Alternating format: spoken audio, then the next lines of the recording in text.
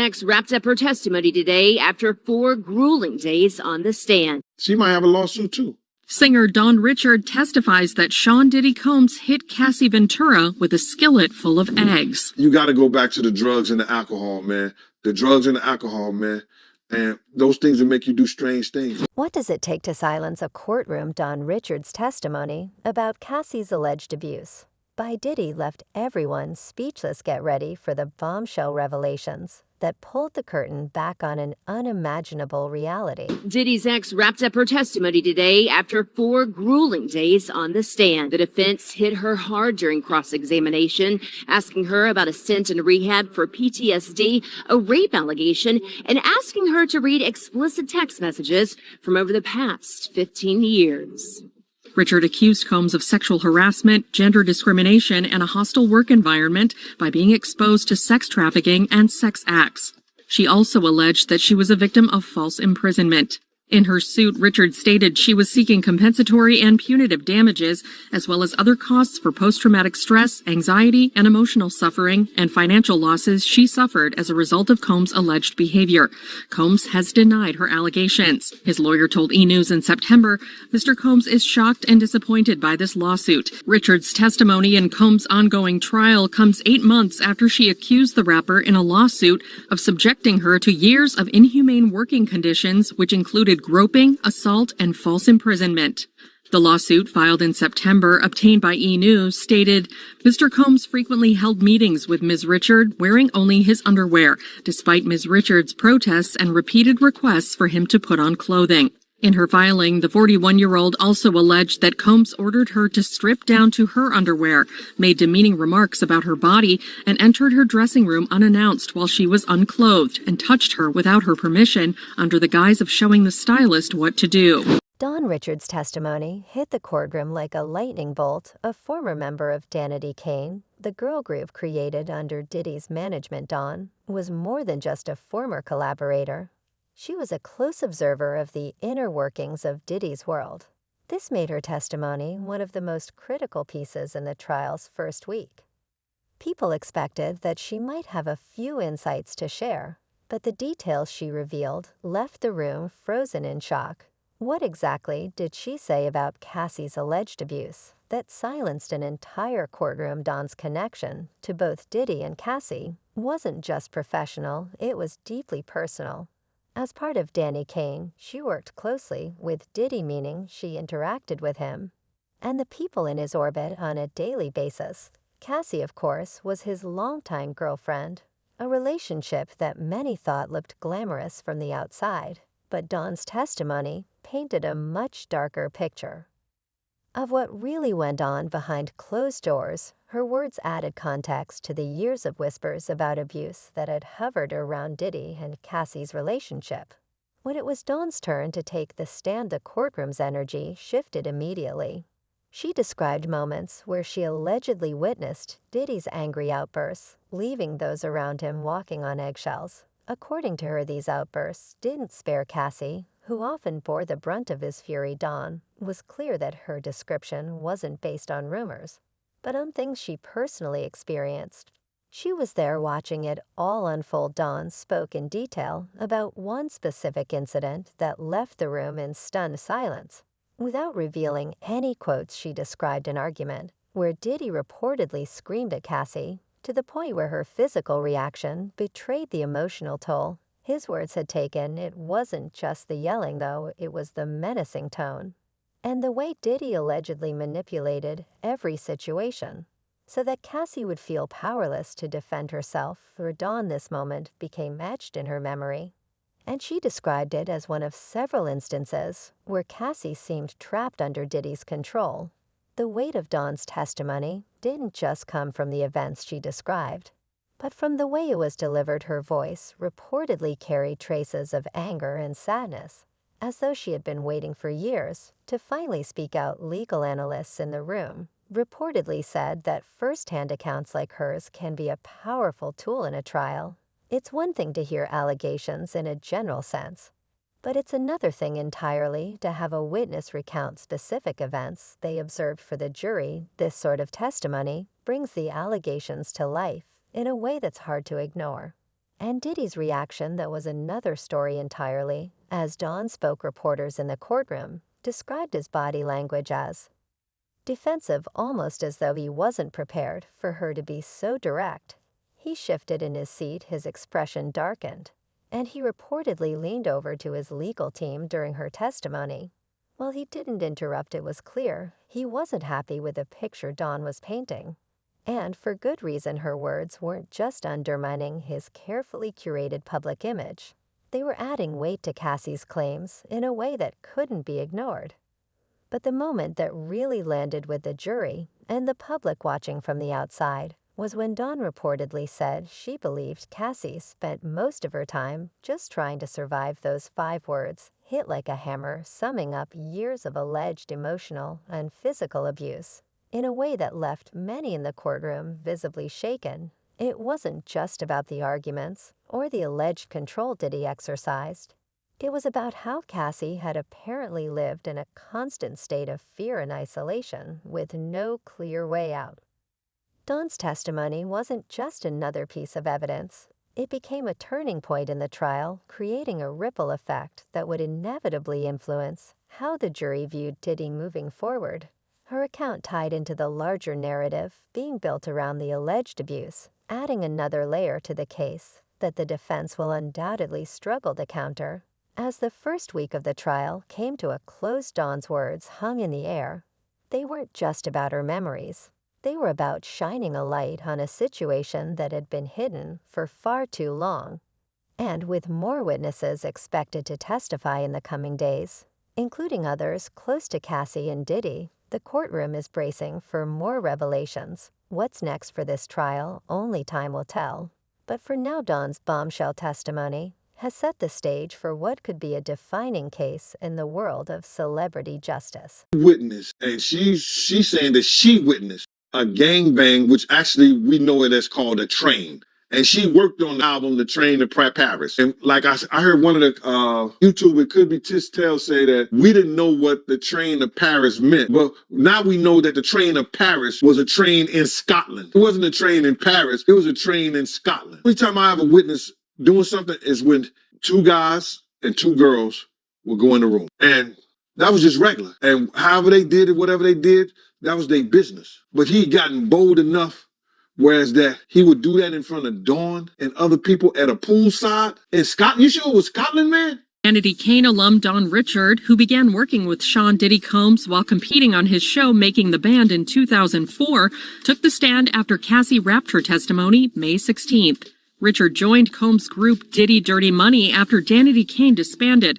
The courtroom drama hit another level when a shocking piece of evidence was introduced, an audio recording featuring Cassie on the tape. She's reportedly heard threatening a Diddy associate who allegedly had video footage of a heated confrontation. The courtroom atmosphere shifted immediately. What could be so explosive that even the jurors were left visibly stunned? That recording marked a turning point in the trial. It didn't just offer a new glimpse into the toxic web of Diddy and Cassie's relationship. It exposed the emotional chaos. Both seemed to be caught in the recording played out for the courtroom, and the words carried raw emotion that no one could ignore. In it, Cassie's tone was desperate, furious, and unrelenting. Legal insiders described her words as a reflection of someone worn down by years of conflict, and pain. Her threats seemed more like the breaking point of someone who felt trapped rather than premeditation. It was that emotional rawness that gripped the room. Here's what we know about the tape. Cassie's voice is heard addressing a man believed to be a close Diddy associate. This man allegedly had recorded proof of a violent altercation between Cassie and Diddy. Cassie's voice quivers between rage and determination as she demands answers and makes threats to protect herself. The recording shows just how far their issues extended, not only affecting their personal dynamic, but pulling in others who worked for Diddy. And that level of emotional instability, especially the fear of being exposed, was hard for jurors and onlookers alike to ignore. But why would Cassie be on such a precarious edge, threatening someone connected to Diddy experts? following the trial suggested that moments like these aren't uncommon in abusive relationships, years of manipulation, isolation, and emotional instability take a toll. People in these situations often reach their limit, manifesting behavior that might seem irrational to outsiders, but in reality is born out of relentless mental and emotional strain. One legal analyst even weighed in, saying the tape added layers of complexity to the ongoing narrative. It didn't just back up claims of an unhealthy, abusive relationship. It also suggested that Cassie was living in constant fight-or-flight mode, where her emotional responses became more extreme over time. The tape wasn't a simple moment of Cassie standing up for herself. It also showed the toll of reportedly being controlled, hurt, and boxed into a volatile relationship for years. You could almost hear that desperation in her voice. This wasn't about revenge. It seemed like survival for the jury. The audio presented a complicated picture. It amplified the severity of the allegations against Diddy, while also forcing them to unpack Cassie's emotional state. Was the recording definitive proof of her struggles? Maybe not on its own, but when paired with Don Richards' testimony and other mounting accounts, it painted an even clearer portrait of a toxic cycle few could fathom. As impactful as the tape was, it left other questions for the courtroom to consider. Diddy's legal team is expected to argue that Cassie's emotional outburst discredits her claims, painting a picture of instability to sow doubt around her testimony. This strategy isn't surprising. Defense teams often resort to tactics like this when representing high-profile clients. And let's be clear, this won't just stretch into Cassie's words or actions. From the recording, rumors say more of her past, from her mental health to prior personal interactions, will soon be scrutinized by the defense. But here's the thing, the tape isn't just about one moment of anger. It's about the dynamics behind it. For years, Diddy has been portrayed as an untouchable figure in the music industry, while Cassie has been cast as the girlfriend, her role often reduced to silence or submission in the public eye. That tape cracks that facade wide open. The courtroom wasn't just hearing Cassie's anger. They were hearing her struggle to reclaim power in a relationship where it seemed like she often had none. What comes next could depend everything. Will the defense lean harder into discrediting Cassie, or will more testimony, tapes, or evidence further dig into the realities of their relationship? One thing's certain, the jury is now dealing with not just a trial, but a deeply tangled story of power, control, and emotional fallout. And the next move could change everything. Those are things that she's gonna have to bring up into the lawsuit. That Diddy stopped the way that she was working and how she could work by the fact that he would change, like you just said. What she would do, bro? He would turn off her mic and don't let her sing songs or don't let her do certain things, a part of the band. When he do her sexual advancements. I don't know what to say about that, brother. All I can say is that, all of it sounds like using his power. He's using his power to get at people that works for him. And when you do that, when they bring you to court, 9 times out of 10, you're going to lose if they can prove it. One text message, Cassie writes, "I'm lost without you." We know now that she called herself Cece for Cassie Combs. We know now that she wanted to have a child with him. Jurors also heard an audio recording where Cassie could be heard threatening to kill a Diddy associate who had video of one of her freak-offs with Diddy. The jurors were shocked. I saw the eyebrows raised. Cassie was asked about receiving a FaceTime from her now husband while she was having sex with Diddy. I think they're trying to use what they can, again, to discredit her as a witness. The defense team's strategy to shift the focus onto Cassie's past may have seemed calculated at first, but it ultimately brought new dimensions to the case, ones they likely didn't anticipate. By highlighting Cassie's time in rehab or struggle with PTSD and a rape allegation from earlier in her life, they intended to dismantle her credibility. They wanted to frame her as emotionally unstable and unreliable, hoping that these personal battles would weaken her testimony in the eyes of the jury. But their plan came with unintended consequences. Instead of undermining Cassie, it painted a picture of a woman dealing with deep trauma and systemic manipulation. Legal analysts following the trial pointed out that this tactic inadvertently amplified the idea of vulnerability. By bringing up her struggles, the defense might have actually strengthened claims about the emotional control Diddy allegedly exerted over her Cassie's past experiences. Rather than discrediting her, made it clearer how someone like Diddy could exploit those vulnerabilities to maintain control in their relationship. One of the biggest talking points was the introduction of intimate text messages between Cassie and Diddy, including one where Cassie wrote, "I'm lost without you." The defense leaned heavily on these messages to paint her as emotionally dependent, and to suggest that their relationship, while stormy, was consensual and mutual. But these texts only served to highlight how complex and fragile their dynamic really was. Experts have pointed out that trauma survivors often express attachment to their abusers, not because their suffering didn't exist, but because they've been manipulated into believing they have no alternative. The courtroom heard these texts alongside claims from the defense that Cassie's emotional state disqualified her ability to provide a clear, reliable account of what happened during her relationship with Diddy. Legal insiders said this approach often targets not only a person's testimony, but their entire character. Survivors of abuse frequently face this kind of scrutiny, especially in trials involving high-profile defendants. It's a known legal strategy. Highlight inconsistencies, bring up personal struggles, and attempt to create just enough doubt to sway public and jury opinion. But in Cassie's case, this tactic might have done more harm than good for the defense. Instead of poking holes in her story, it added depth to the narrative of someone who endured years of control and manipulation. By forcing Cassie to relive and defend these moments from her past, the defense may have unintentionally drawn more attention to Diddy's potential manipulation, especially considering their stark power imbalance during their years together. Many who followed the case noted how these revelations about Cassie's mental health and personal history only added layers of believability to her allegations. Her battle with PTSD and her rehab stint were reframed not as weaknesses, but as potential consequences of living through an abusive, toxic relationship.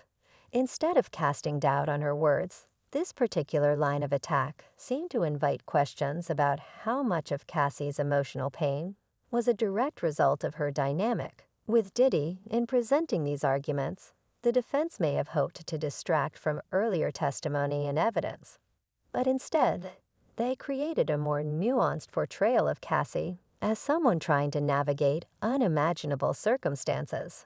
If anything, it emphasized how trapped she may have felt emotionally, mentally, and even physically in their relationship. This unexpected shift in courtroom dynamics is already influencing the way the jury perceives the case. These details push the story beyond just text messages or isolated incidents. It's becoming clearer that this is a story about patterns of behavior, power imbalances, and the toll it takes on those involved. And with more witnesses waiting to take the stand, including former Danny Kaine members and people from inside Diddy's professional circle, the narrative is only becoming more complex. Whether intentional or not, the defense's tactics to discredit Cassie might have only underscored the severity of her claims. As the trial progresses, the testimonies of others familiar with Diddy and Cassie's relationship will likely continue peeling back layers of this already explosive case. Fortunately, we're all going to take a disgusting trip to his seedy, awful world. You know, it's the man has no class. He has no kindness in his dark, dark heart. And he's depraved. That's my opinion. This is a depraved, disgusting individual.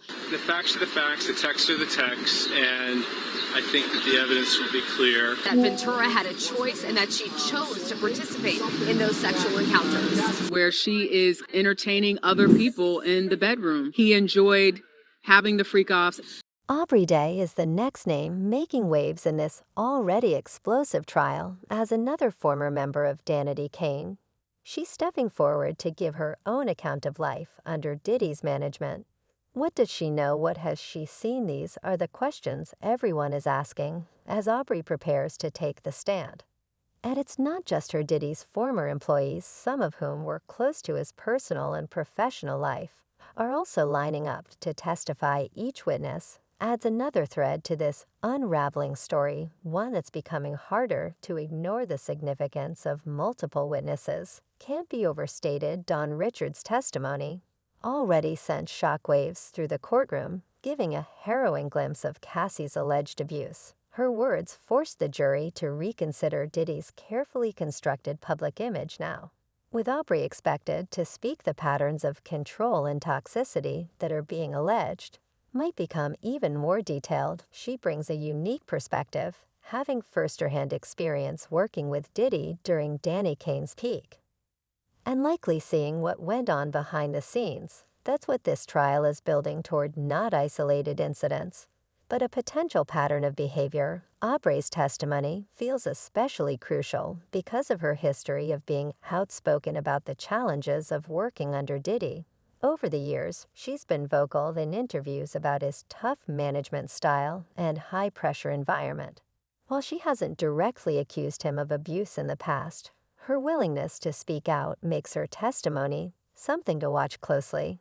If she corroborates any of the claims made by Cassie and Don, it could paint a compelling picture of consistent behavior that spans years. This is exactly what legal experts say makes multiple testimonies so powerful. They create a chain of stories that are harder to dismiss or discredit. Don's testimony, for example, detailed instances where she saw Cassie allegedly subjected to Diddy's outbursts and manipulation.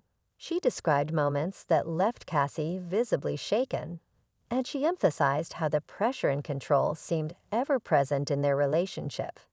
Those details alone made an enormous impact now. With someone like Aubrey following that up, the jury will begin to see these accounts not as isolated events, but as pieces of a larger pattern. And once a pattern is established, it becomes almost impossible to argue that these situations were isolated accidents or misunderstandings. What makes this even more striking is the inclusion of former employees. These aren't just people who were in Diddy's circle. They were working for him, handling his day-to-day business.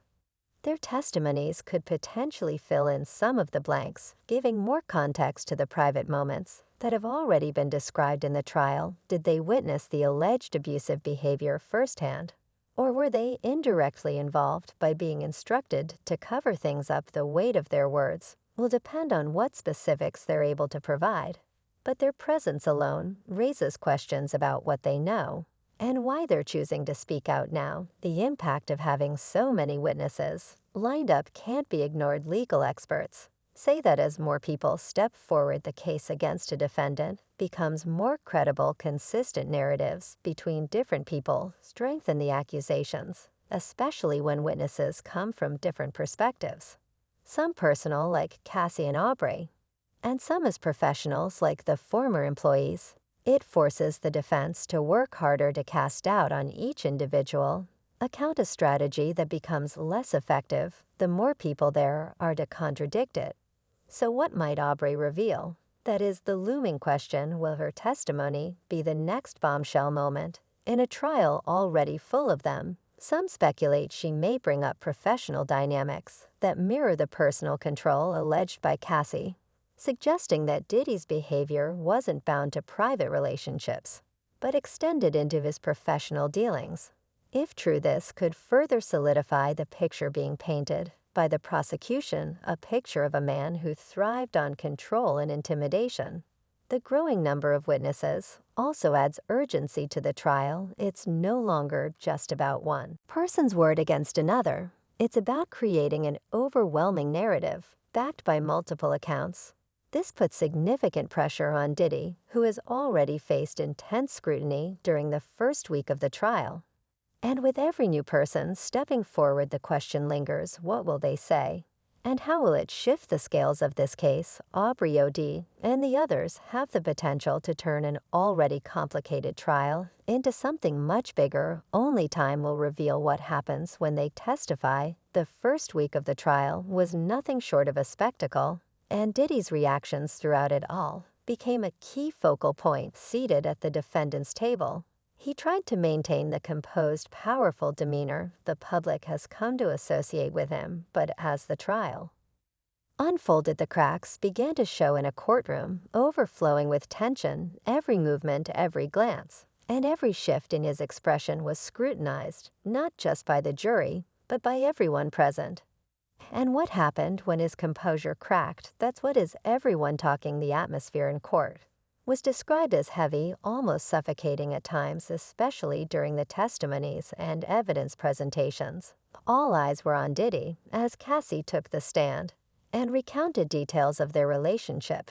She spoke about moments of alleged control and abuse, and paired with Don Richard's haunting testimony, the accusations became much harder to brush aside. Diddy, who had appeared stoic at the trial start, became noticeably uneasy during the more intense testimonies. Observers picked up on the ways he squirmed in his seat as Cassie spoke, the tension in his jaw tightening, as her words painted an unflattering portrait of a man who once seemed untouchable. As the defense cross-examined Cassie, Diddy seemed to regain some confidence. The lines of questioning, targeting her past struggles with PTSD and rehab, may have appeared to bolster his case.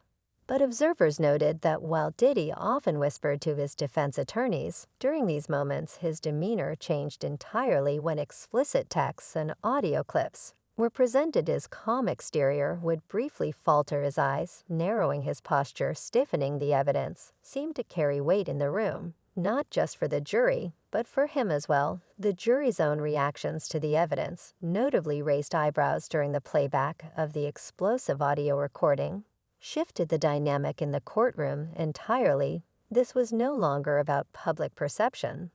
This was about real people weighing the gravity of Cassie's allegations against Diddy. Historically, celebrities in high-profile cases often rely on a controlled image to influence the court of public opinion. But for Diddy, that control seemed to slip. High-pressure moments like these can leave even the most well-trained public figures exposed.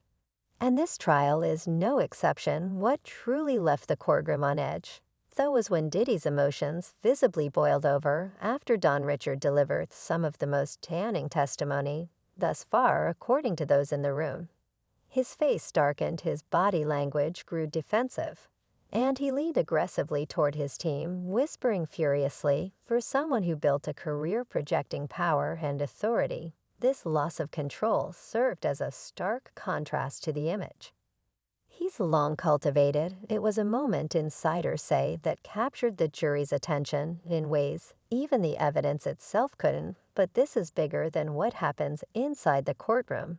The fallout from this trial has begun to seep into the public's perception of Diddy's legacy.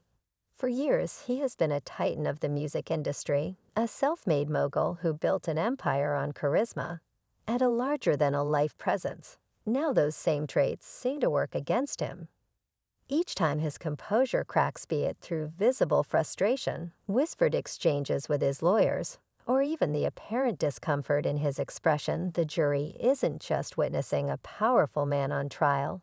They're watching something unravel. And when jurors sense vulnerability, it can often widen the space for doubt, which works against someone as calculated as Diddy. What makes this trial even harder to predict is the weight of what's still to come, with more witnesses expected to testify, including Aubrey O'Day and former employees. The pressure on Diddy is poised to intensify. How much more evidence will stack up? How many more first-hand accounts will corroborate what Cassie and Dawn have already revealed? Diddy's reaction so far has shown that even he knows the stakes are high, not just for his legal fate, but for his entire career and legacy. The next weeks will likely see the courtroom grow even more emotionally charged for Diddy. The real question is whether he can maintain his composure as more damaging moments surface. Will his reactions continue to chip away at his carefully built public image? Or will he find a way to regain control when it matters most, with more bombshell revelations expected? This trial is far from over, and we're left wondering what happens next. The Diddy trial is more than just a celebrity scandal. It's a wake-up call about the realities of abuse in powerful relationships. Testimonies like Don Richards have pulled back the curtain on the alleged emotional and psychological manipulation that often hides in plain sight. Cassie's struggles, even under cross-examination, highlight the incredible resilience it takes for victims to speak out despite intense scrutiny. This case shows how power and control operate behind closed doors. Stay informed, support victims, and don't let stories like this disappear. The next chapter of this trial might change everything we think we know. Stay tuned.